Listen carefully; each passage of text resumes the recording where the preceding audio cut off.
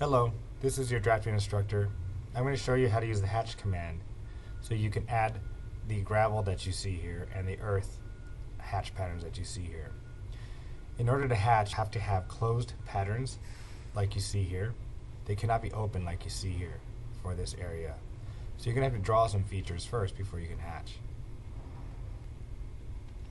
Remove these. On the other side we have some earth in that area. So I'm going to be drawing a little pattern for that.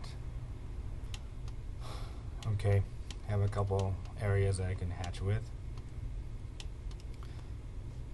Hatch command right here. To find your hatch pattern, you need to hit this down arrow. You probably see those three at the beginning.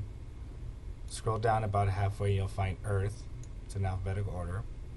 And below the gradients, you'll find gravel. Just pick earth. When you hover over an area, you'll see that it'll hatch. It'll hatch based on whatever layer is current. In my case, it's the dimension layer. So I should have used my correct layer for this.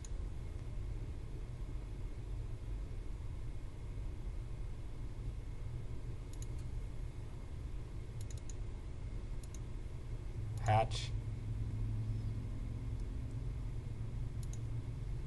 Earth is current. Associative means that if you change the boundary, the hatch pattern will follow your changes. If you don't like your hatch pattern, you could change it. Click the hatch, and up here you can change its scale. Twice as large, for example, might look like this, or half the scale would look like this. Oops, I accidentally moved it. Hatches can be moved. I think 1 is appropriate for this drawing.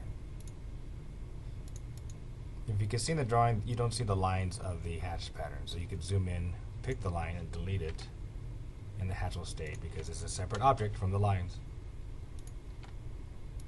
So you may do that. Let's hatch the gravel.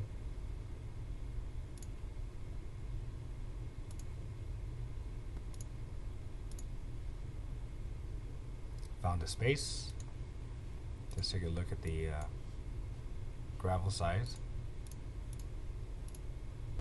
So we'll click here and we'll make it much smaller. It's a little too small, perhaps.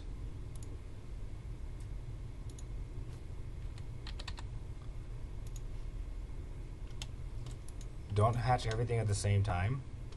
We have different hatches here, as you can see. We'll need to draw a temporary line here for this hatch. I'll be working on this hatch first, however.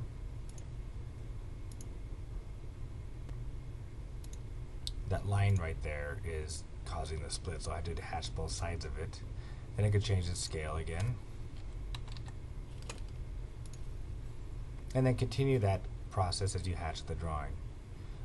That's basically how you hatch. Continue with your drawing and look forward to seeing you finish it up and see how you do.